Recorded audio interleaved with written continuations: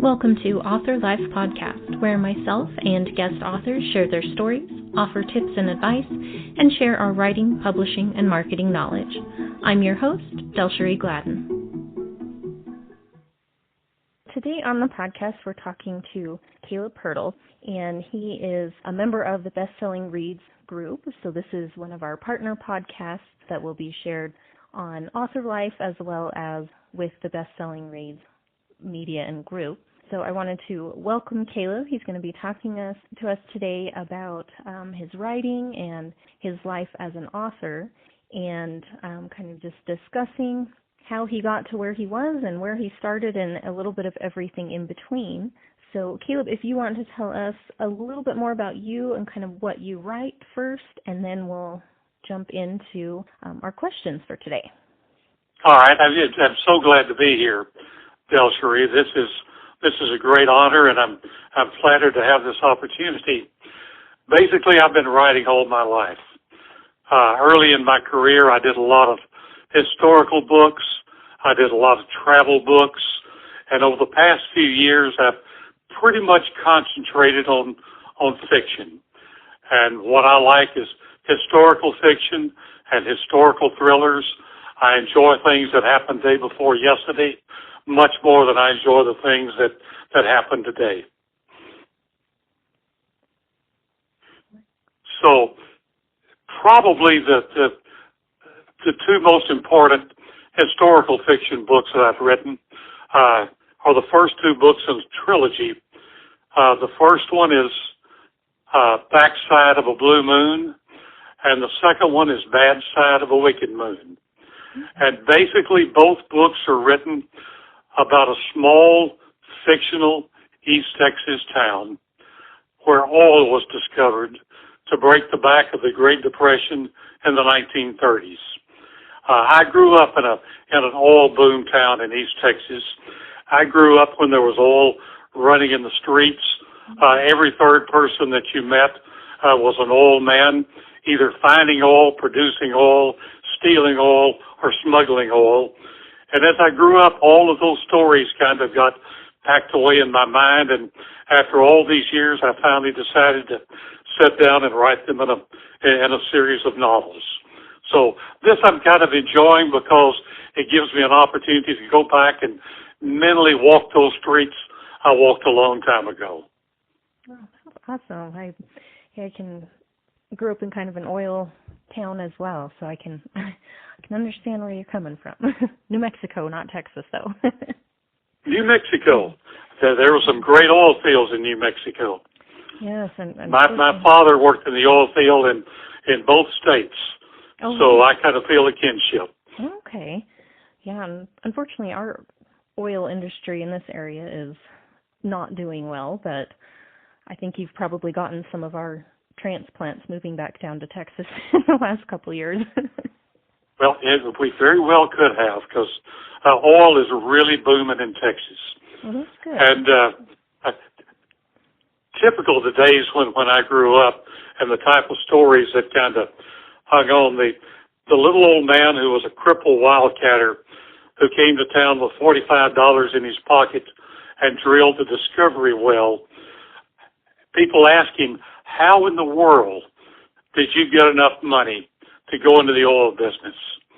He said, I would read the Dallas Morning News, and when a rich man died, I would go pay a call on his widow. He said, every woman has a certain place on her neck that if you kiss it, she starts writing checks. And that's pretty much how the Texas oil business got started. Oh, I love that. That's hilarious. Okay. Now, so let's see, that's kind of where you got the idea for the setting. And it says you write kind of noir, I can't ever say that word right, and psychological thrillers is kind of your main. I do, and in fact, I have 4 books basically written. They're historical noir thrillers set during the late 1930s, early 1940s, with a backdrop of World War II. Okay. A fascinating era.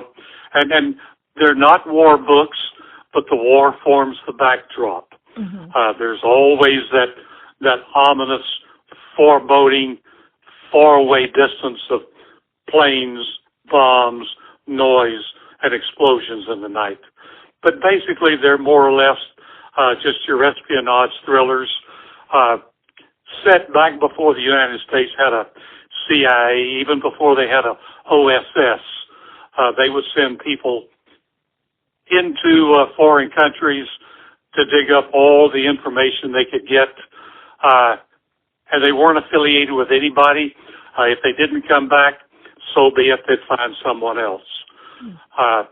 The character in that particular series of books, Ambrose Lincoln, I met Ambrose Lincoln about 2 o'clock one morning when I was sitting there by myself, flipping channels from one documentary on the History Channel to another documentary on the Discovery Channel, and they started talking about these experiments that nobody knew that we did back in the 1930s for behavioral modification. Mm-hmm. They would take volunteers from prisons, from the military, from insane asylums, and seek to really change their minds, to basically remap their brains and erase their memories.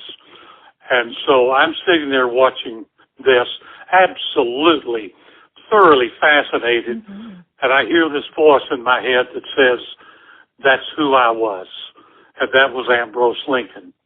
So he's the man who goes in to do dastardly things in foreign countries because they've erased his mind, they've taken his memory away for the simple reason that a man with no memory has no fear. And if a man is not afraid, he'll do things that other people would not dare to do. So that kind of gives him a psychological edge on any mission they send him to do. And he's kind of become one of my favorites. I have a real kinship with Ambrose. He and I understand each other. Oh, yeah. Sounds like a fascinating character. I'm going to have to look that up afterwards. Especially my husband loves that kind of stuff, too. He gravitates well, and it's all kind of based. Yeah, and it's all kind of based with, you're right. All fiction is based on a nugget of truth. Mm-hmm. For example, the first one in the series, Secrets of the Dead, is set during the Night of Broken Glass, when the Nazis invaded Baden-Baden and really started the series of taunts and raids on the Jewish population, which really led to the final solution. The second one is based in your part of the world, at Los Alamos, New Mexico, with spies who were trying to smuggle out secrets of the atomic bomb that was being built there at Los Alamos. I ran across that many, many years ago and stuck those notes in my hip pocket, knowing that someday I would write about it. Mm-hmm.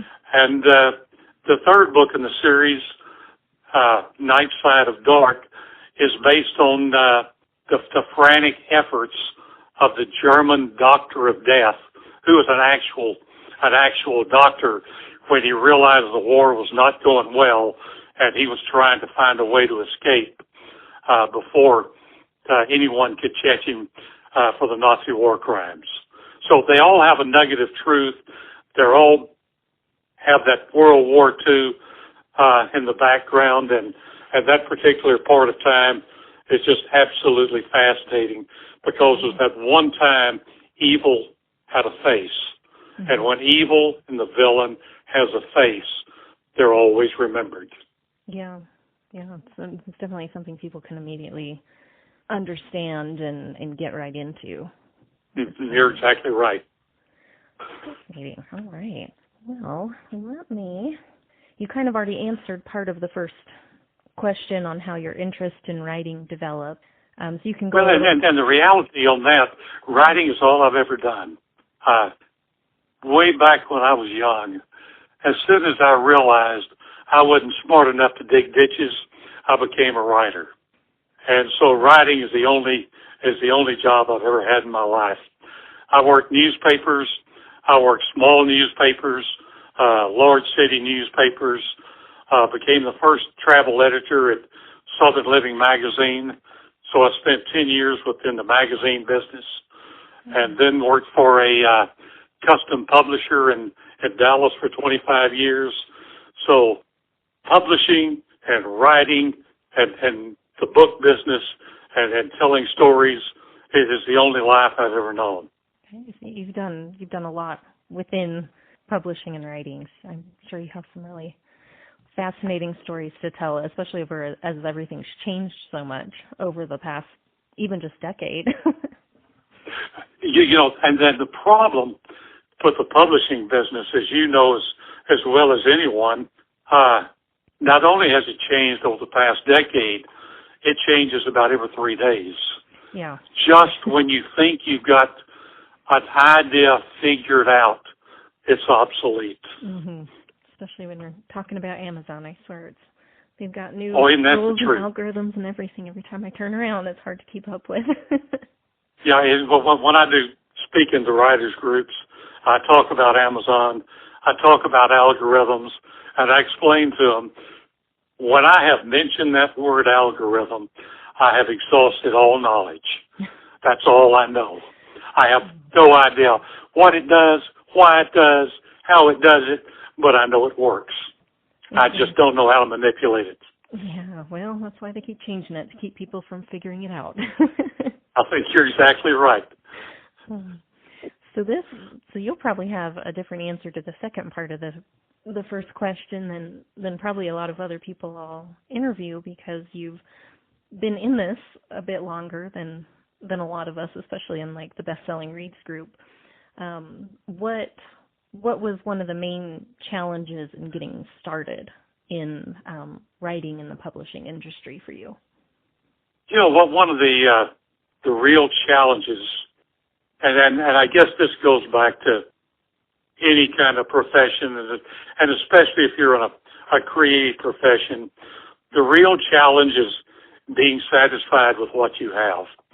I had always wanted to work with the newspaper business. When I was growing up, if I could work for a big city newspaper, I thought that would be the end. No reason to ever leave. And after a few years in the newspaper business, I thought, if I could only work in the magazine business, I would love to move up and get away from this newsprint and work into that big, beautiful, slick, four-color magazine business. And after 10 years of doing that, I thought, no, you know what I would really like to do is write some more books. Mm-hmm. So we always we don't really push ourselves. We just take ourselves by the arm and drag us in a different direction. But like I say, I think for writers, and especially those in the creative fields, if you ever reach the point in life where you think you're satisfied with where you are and what you're doing and how you're doing it, that's a sad existence. You need to wake up every morning and think, what can I do today to write this book better than I was writing on it yesterday?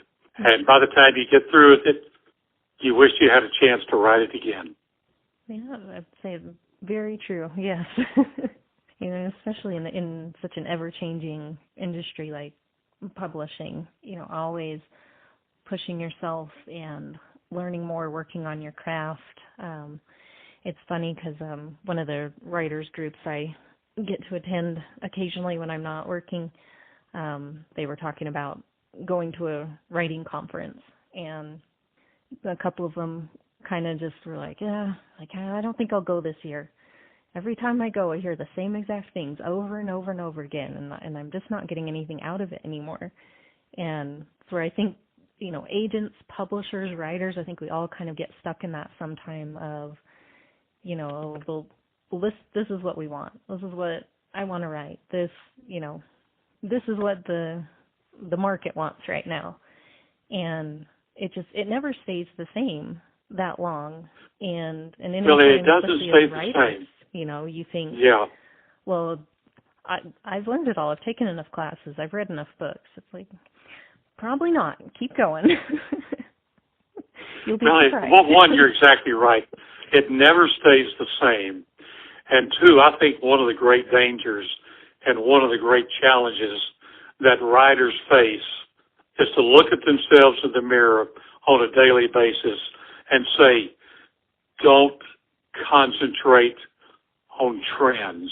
Mm-hmm. Don't concentrate on fads. Don't concentrate on what you think is working now. Write the book that's deep in your heart and banging on it, trying to get out. You know, that old cliche about to thine own self be true. Write the book you want to write, whether it fits the trend or whether it doesn't fit the trend, mm-hmm. because you can sit down and write a book, start on a book today. There's a new trend that everybody's jumping on. By the time I finish the book, that trend may be gone and forgotten, and there's a new trend out there. Exactly. So, I'm just a firm believer in writing what you were meant to write and writing it the way you were meant to write it, and don't worry about that sort of thing. Yes, I completely agree. I've seen that discussion come up a few times at different authors groups of, what are the trends going to be this year? What should I be working on? Well, you should probably be working on what you want to write and what you can write well, because the trends that are popping up for 2019 are, they've already been written. Like those trends are happening because those books are already coming out, and a lot of those will peter out before the end of the year when you're probably ready to release your book. Well, my philosophy is write what you want to write, and if it's good enough, it may create a new trend. Mm-hmm. The only way to make it work is to be on the front end of a new trend instead of running to catch up the hind end of an old one. Yes, exactly. And these people who go to writers' conferences, and I go to every writers' conference as I can, and one, their logic is right. After a while, you feel like you've heard the same thing over and over and over. But I feel like if I go to a writers' conference and I come out with one nugget of inspiration and information that I've never had before, it's worth the price of admission. Mm-hmm. And sometimes you don't get it from the speaker. Sometimes you get it just wandering around talking to writers you know, writers you've just met, writers you hope to meet and they're just standing around eavesdropping. You never know where that nugget is going to come from that just opens up a whole brand new world in the writing game. And that's kind of when you drive away from a conference and feel, I'm glad I put the miles and the money behind this one. It was worth it. Yeah, very true. Well, and that kind of leads into my next question as far as, whether this was when you first got into publishing or maybe something that happened last week. What do you feel like was a mistake you made in your writing and publishing career that you could point out to help somebody else avoid making the same one? I think the biggest mistake that I've made and most writers make, and I'm talking about books now, mm-hmm. when you sit down to write your first book, it's so easy to go in there and find an author or several authors that you like in a genre that you really like. And when you sit down to write the book, you feel obligated to try to write a book, in my case, the way Raymond Chandler would write it, or the way Dashiell Hammett would write it, or the way James Lee Burke would write it, because you think, this is the template, this is the format, this is what the great writers have done. I've got to try to emulate it. Mm-hmm. When in reality, what makes one book good and one book better is the voice.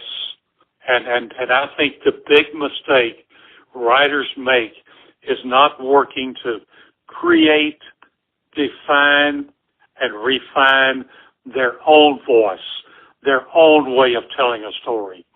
It's the way I write now is certainly not certainly not the way any of these other great writers would write it, and maybe that's a mistake on my part, but that's the way I want to tell the story. Mm-hmm.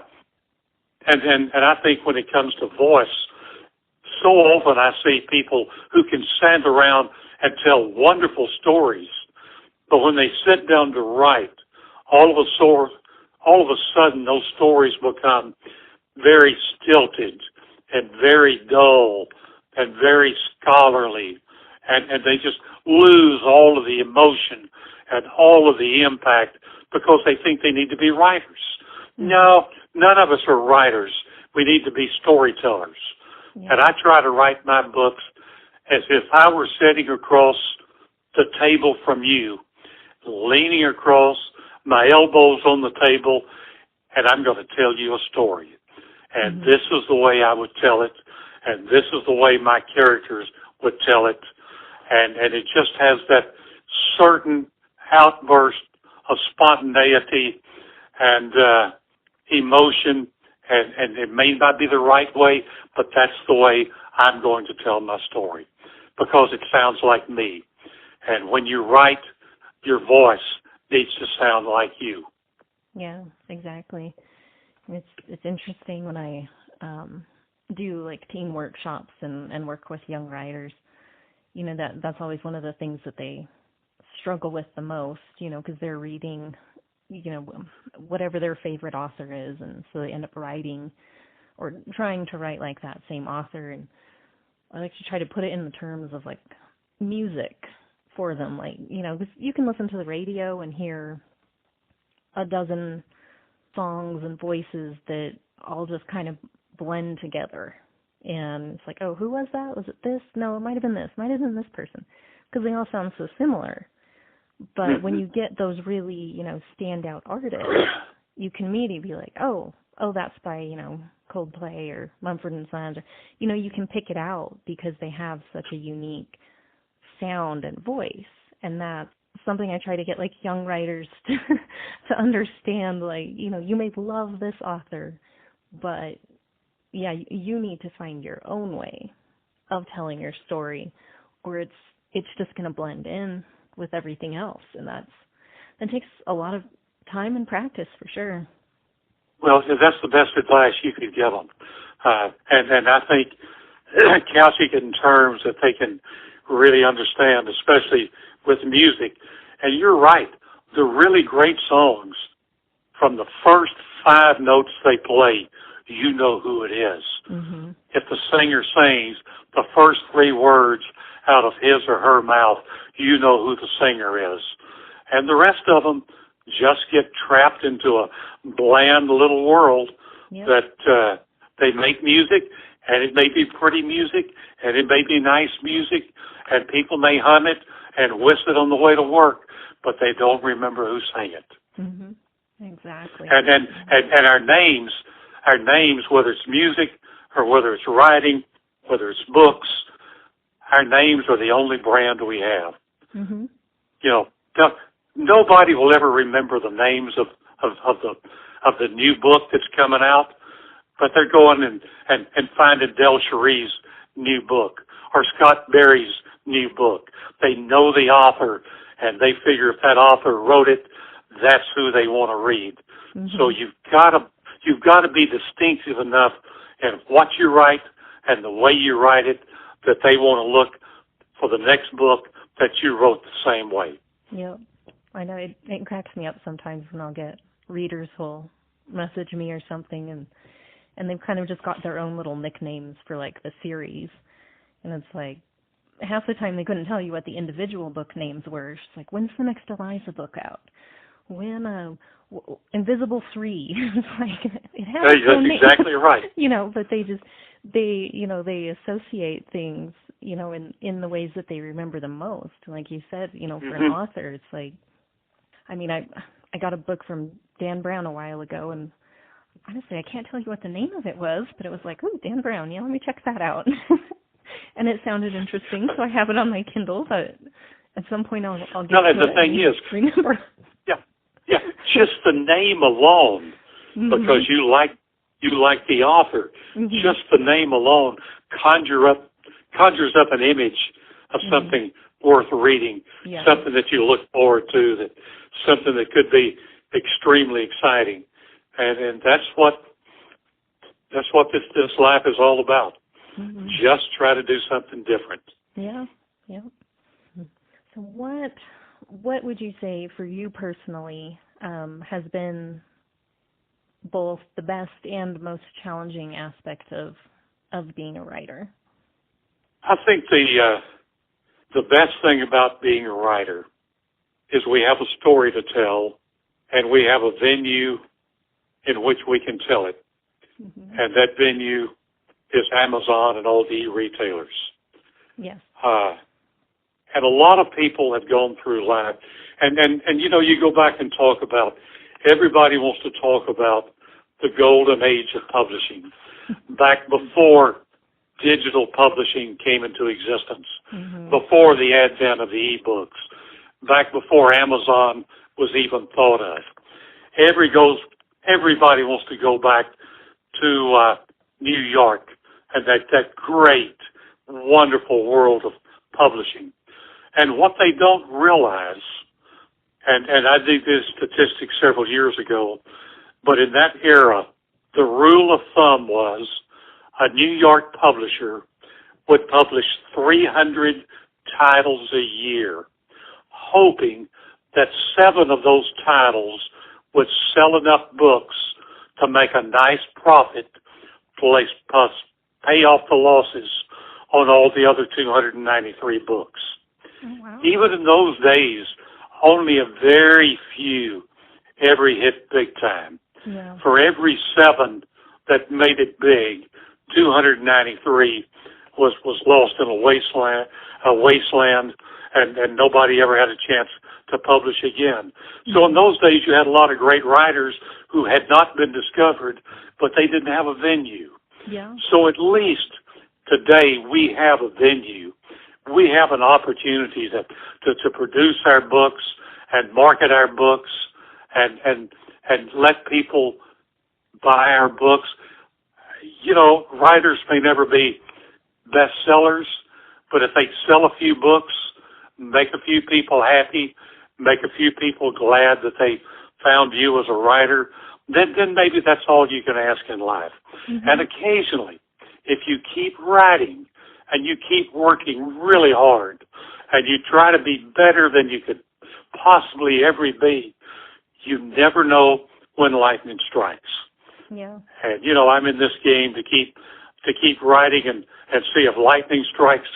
And if it does, that's wonderful. And if it doesn't, at least somebody out there has read everything that I had to write. And obviously, as I'm sure every writer you talk with will tell you, the big challenge is just finding a way to get your book discovered. Yeah. You know, in the old days, if you ever got a book in a bookstore, somebody might stumble across it, because one of the great enjoyments in life was going to a bookstore and just browsing. I know several years ago, Linda and I went on vacation. We drove 1,500 miles to Myrtle Beach, South Carolina, and the first thing we did was go spend the afternoon at a Barnes & Noble. You know, going to bookstores, that was kind of part of the overall vacation experience. But you go to a bookstore and you browse books. You look at book covers. You read dust jackets. You read the first paragraphs. But you spend an afternoon. People don't browse Amazon. They go onto Amazon for one specific purpose, and generally that's to find a one book or a one genre they're looking for, and they don't spend an afternoon browsing. Yeah. And so as a result, it's extremely hard to get a book discovered. So we just keep pounding and going on social media and hoping this ad works and that ad works and have the opportunity to be with some great people like those authors on best-selling reads who help each other promote books, who help each other get those books discovered, because this world in which we live, writing is not a competitive sport. Writing is a cooperative sport. And the more books we sell, we help other authors sell, those authors will help us sell a few along the way. So, you know, when you feel like you're alone and you've got a book and you don't know who's going to discover it, just get out there and associate yourself with a lot of good writers and writers groups and writers conferences. And sooner or later, we can all push each other into the limelight to sell some books. Maybe not bestseller status, but we can sell some books. And when we go to bed at night, we can feel like, you know, this has been a real good day. Exactly. Yes, I wish more people would look at it that way. I think sometimes the little, you know, jealousies and fights that crop up, they really impact that sense of community, and that's something we definitely need to just keep helping each other and building each other up, because it really does make a difference. And you know, writing can be a very solitary experience, so it's good to have other people in your corner who get it and who are willing to be there and help. And I think the more of that you see, the better off everybody is, for sure. Yeah, these writers who are trying to compete with each other, they're working under the assumption that a buyer is only going to buy one book, and they want them to buy my book. You know, a good book reader out there, those that I know, will read 2 or 3 books, 4 or 5 books a month. So let's make sure they read all of our books. And if they read one of mine, and I can get them to read 5 or 6 more authors from best-selling read, I feel like that's been a successful month. Yeah, definitely. So this is one of the questions that Scott suggested, and when he mentioned it, I just loved it, and it made me super curious. So if you had just unlimited time, what would be a project that you would want to work on, whether it, you know, had any success or not? What's something that you've always wanted to work on that's writing related? Well, I'm very fortunate.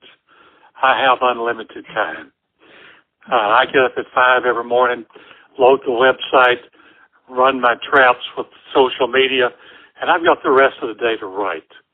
And so I can sit back and decide what I want to do and write those projects. Right now, the project that I'm working on is something that's fascinated. The thought has fascinated me for some time.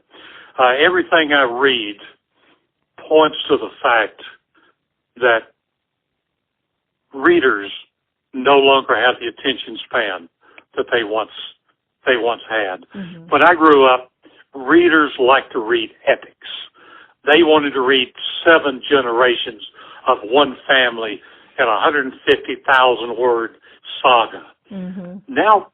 Now readers want books that they can sit down and read in 1 or 2 sittings and move on. So I'm starting a series. In fact, I've written the first 2. I'm about halfway through the 3rd. I'm going to do a series of 3 novellas with the same character and print each novella as an ebook and then package all 3 of them together to sell as a paperback. Okay. Because with the novellas, they can sit down, they can read in a hurry, but when they go to buy a book, if it's a paper book, people, they want short ebooks, but they want thick paperback books. Yeah. They just don't want to buy little thin, skinny paperback books. So I'm going to package those together. The first one is I call The Quiet Assassin.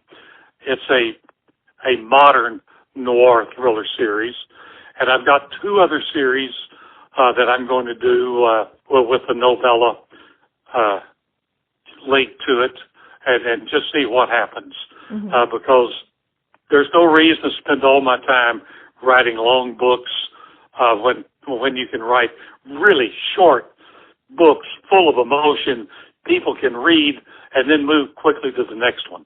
Yeah. And I think people would rather read 3 120-page books than 1 360-page book. So we'll see what happens. Yeah. Well, good luck with that. I know it's definitely where the trends have been going recently, and it's fascinating to see how that changes over time. Well, it is, and but what to me the fun part of writing the novellas is the Quiet Assassin series. The first book takes place in 3 days. The second book takes place in 36 hours, and the third book takes place in less than 24 hours.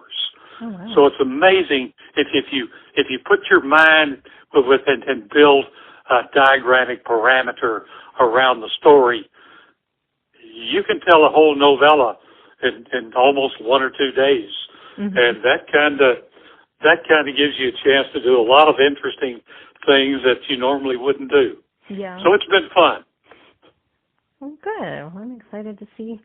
If it sells, it sells. If it doesn't, I'm glad I did it. Yeah, that's the thing. I mean, either way, it's something new for you. It's expanding, your writing skills and trying new things. And like you said, you never know, when that's just going to click, with readers too. And, trend or not trend, it's, I think it's good to push those limits and try different things and see where it goes. Well, and the thing is, by doing the novellas, you can get a lot more exposure on Amazon because you can write 3 of those in a year. So you have 3 new books up at least every year. Yeah. And that gives your name a chance to be seen instead of just 1 book a year, 3 or 4 books a year, and it makes a difference. I know I go through and promote a lot of books on our website. We've probably done around 7,000 books that we promoted free of charge to authors all over the country. And I noticed that I have a tendency when I'm going through looking for books, sometimes you see an author who hasn't published in 3 years, and you wonder, is that author still in the writing game? Yeah. Or did he write his 3 books, or did she write her 3 books and go on to something else? Yeah. Whereas if you've got at least 1 new book a year, you feel like here's an author that's still in there fighting the war every year, fighting the battle, writing those stories, bucking the odds. He or she is someone who's serious about the craft and the profession, and if they're that serious, I'll do what I can to help them promote their book. Yeah. So psychologically, the more times your name is on Amazon, the better off you are. And I use Amazon rather than just mention all the other retailers, but they're all important. Yes, yeah. Definitely, just staying relevant and, staying in readers' minds. It's, you said there are so many books out there that, if you're not putting something out often enough, they move on somewhere else and maybe forget, and and then it's tough to get them back again. Right. So, go ahead. I was going to say, I also heard someone say at a conference not long ago that the bad thing, and what we're talking about when Amazon really got kicked off, the bad thing about digital publishing is that everybody who thought they were a writer published a book. So you had a lot of unprofessional schlock running around disguised as a book, which made it difficult for people to filter through and find those books by authors who really work hard on their craft. Yeah. And they said that was the problem. The flip side is people spent so much time and effort and money to publish that book, and when it didn't sell, they quit writing. Yeah. So you have fewer schlock books out there and more really well-written books, or at least good. And this is also a misnomer, because I don't know anybody who can really tell you what great writing is anymore from a technical point of view. It's the great stories. You know, I may read it, and it may read like it was written by a ninth grade grammar student, but if it's a great story, then I don't care how it's written. Mm-hmm. By the same token, I've seen books that read like poetry, and after 300 pages, I'm still looking for the story. And then to me, that's an author I'll never read again, no matter how beautiful the prose. Give me the guts of the story, and either make me laugh or scare the hell out of me, but make me feel something. Mm-hmm. And I think one of the neat things about the whole digital ebook revolution, all of that, is that I think readers are driving publishing more. You know, what they want and what they buy up tells authors, you know, what they're looking for. And I mean, you see, you know, the studies and surveys that come out every year kind of detailing, you know, the trends and the ages and the book length and the title length and all these things, that it's something that, like, you can actually look at and study. It's not only in the hands of the big five anymore, that we as authors can look at that information and actually, you know, really make use of it and use it to hone what we're doing. And I think that's great. Yeah, well, and it's been said many, many times, this is nothing new, but for the first time in history, a writer is in full charge of his or her career. Mm-hmm. You have control. You know what you can do and what you can't do. And I've said it many, many times because I still go to Barnes and Nobles on a regular basis. But the books I've seen published by the really talented independent writers have much more striking covers than those produced in New York. You know, indie writers have better covers. They have more unique stories. They have better ways to tell a story. It just doesn't fit the New York mold. Yeah. And so we do have that ability to really become who we want to become as writers, instead of having some editor who doesn't care about us go in there with their scissors and cut words and phrases that we've bled late into the night. Yeah. So. Yeah, very true. Well, that kind of follows into my last question really well. You've already given a ton of advice, but if you had, you know, one piece of advice to give to a new or aspiring author who's just getting into this whole game, what would that one piece of advice be? It's basically 3 sentences. It's basically 4 sentences. It's not easy. It's hard. Don't quit. It's worth it. I like that. Yeah, and you did. I feel the same. You know, there's been plenty of challenges going through publishing, and I've only, you know, been in it since, I think, 2010, and I, you know, plenty of ups and downs, but, you know, anytime I get a message from readers or, you know, meet someone out and about and, you know, just seeing, like, the work you put in, it is worth it, you know, even if it never becomes, you know, the blockbuster movie or, you know, New York Times, whatever.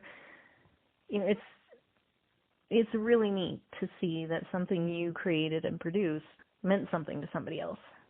Well, I have a good friend who's an extremely good writer, Jim Ainsworth, and he was talking to me about, a couple of years ago, and he was tired of banging his head against the wall, not selling as many books as he wanted to sell, And he said, I think I'm just going to give it up. I can do something else. And I tried to talk him out of it, but he was convinced. Mm-hmm. I had lunch with him about 6 months later. I said, Jim, what are you up to? He said, I'm writing again. I said, well, why, Jim? He said, not long ago, I got a letter from a lady. I don't know who she is. As far as I know, I've never met her. And the lady said, I was going through a real troubled, depressing time in my life, and I read your book, and it turned my life around. Mm. And his was not a religious book or an inspirational book. It was a historical fiction book. Mm. But whatever the message was, it turned it around. And he said, you know, it suddenly dawned on me, if what I write can help one person, it's worth the time it takes for me to tell the story. Yeah. And I think that's something that we all should remember. You never know when your words can make a difference in someone else's life. And generally, you never know it. Yeah. But it happens, and it's out there. I completely agree with that. That's awesome. Well, thank you, Caleb, for letting me call and take up some of your afternoon today. I really enjoyed talking with you.